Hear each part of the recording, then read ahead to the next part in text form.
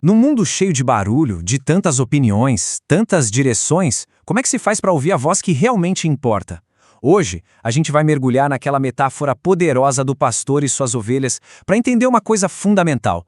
O verdadeiro reconhecimento não vem de quem grita mais alto.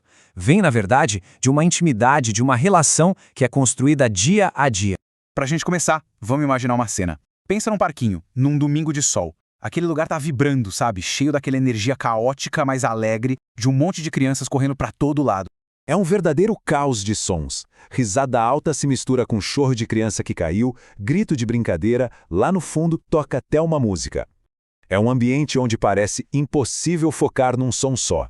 Só que aí, no meio desse barulho todo, uma voz se destaca. E olha, não é pelo volume. Um pouco mais distante, uma mulher simplesmente chama um nome. Não é um berro, não tem desespero nenhum. É só um chamado. Calmo, claro. Pessoal, e o efeito é na hora. Um menininho que estava lá super concentrado na brincadeira dele, para tudo que está fazendo. Ele consegue filtrar todo aquele ruído em volta e os olhos dele encontram os dela. Naquele momento, todo o resto do barulho some. E aí fica a pergunta, por quê? Por que só aquela voz? Não foi a mais alta, mas era a voz que ele conhecia. Uma voz que para ele significa segurança, cuidado, pertencimento. E é exatamente essa imagem que vai ser a chave para a nossa análise de agora, baseada no texto de João, capítulo 10. Bom, vamos entrar de cabeça nisso. A primeira parte do texto já coloca um contraste bem claro na mesa. Uma escolha entre duas figuras. O pastor, que é o legítimo, e o ladrão, o intruso. O ponto todo aqui é aprender a diferenciar a única voz verdadeira no meio de um monte de vozes estranhas. E a primeira diferença, que já diz tudo, é o jeito de entrar. O pastor entra pela porta, que é o caminho certo, o esperado. A abordagem dele é transparente. Já o ladrão, ele pula o muro, age escondido. Um age com autoridade para proteger, o outro na malandragem para explorar. Agora, o ponto principal mesmo é a diferença na relação entre eles. O pastor tem um vínculo pessoal, sabe? Ele chama cada ovelha pelo nome. E a resposta é de confiança. Elas o seguem. Já a voz do estranho, essa causa uma reação de repulsa na hora. Elas fogem, não só porque não conhecem a voz, mas porque sentem que tem algo errado ali, que não inspira segurança. E aqui que está o pulo do gato. Saber qual voz seguir não é uma questão de técnica, não é um método que se aprende.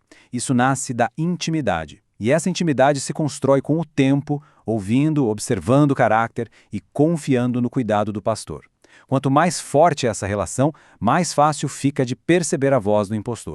Vamos em frente, porque essa metáfora fica ainda mais profunda. Jesus aqui expande a identidade dele. Ele não é só o pastor que guia, ele é a própria porta para a segurança. e a declaração que ele faz é direta e radicalmente exclusiva. Eu sou a porta. Ele não diz uma porta entre várias. Isso quer dizer que o único jeito de ter acesso à segurança, à provisão e a Deus passa por ele. Qualquer outro caminho é coisa de ladrão e salteador. E o que significa, na prática, ser a porta? O texto mostra isso em 3 garantias. Primeiro, salvação, a segurança de estar protegido dentro do rebanho. Segundo, liberdade, a liberdade de entrar e sair, que mostra uma vida dinâmica, não uma prisão. E terceiro, o sustento, o alimento que nutre e fortalece. E para não deixar nenhuma dúvida do contraste, o texto define bem qual é a motivação do ladrão. O objetivo dele é a negação total da vida. É só para tirar, para destruir. Roubar a paz, matar a esperança e, no fim, destruir a própria vida. E a alternativa é exatamente o oposto disso. O propósito de Cristo é dar vida. E não é qualquer vida, não. É vida em abundância. Uma vida que começa com a segurança da salvação, que cresce na liberdade de ser quem se é e que chega no seu auge com um propósito pleno. Mas, claro, essa promessa de vida abundante e de cuidado tem um preço. E um preço altíssimo. A próxima parte da nossa análise revela o coração desse pastor e o que ele está disposto a pagar. Olha, aqui está o centro de tudo. O que faz o pastor ser bom não é só a habilidade dele ou a sua voz. É a disposição que ele tem para o sacrifício máximo. Ele coloca o bem-estar das ovelhas acima da própria vida. E a comparação aqui é implacável. De um lado, o bom pastor. Do outro, o mercenário, aquele que é pago para fazer um trabalho. Quando o perigo aparece, a gente vê a real motivação de cada um. O mercenário foge porque o que importa para ele é o salário, o interesse próprio. Já o pastor, ele fica e dá a vida, porque a motivação dele é o amor e aquelas ovelhas são dele. E isso aqui é fundamental entender.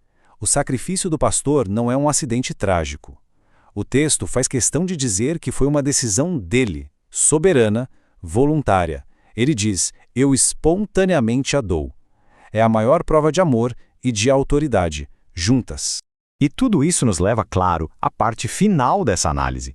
Depois de ver o contraste, a promessa e o preço, a questão se volta para uma reflexão pessoal. Então fica a pergunta, no meio da correria, do barulho do dia a dia, quais são as vozes que ganham permissão para moldar os pensamentos, as decisões, o coração? É a voz do pastor, que chama pelo nome, ou são as vozes dos estranhos, as ideologias, as promessas fáceis, os gurus da internet?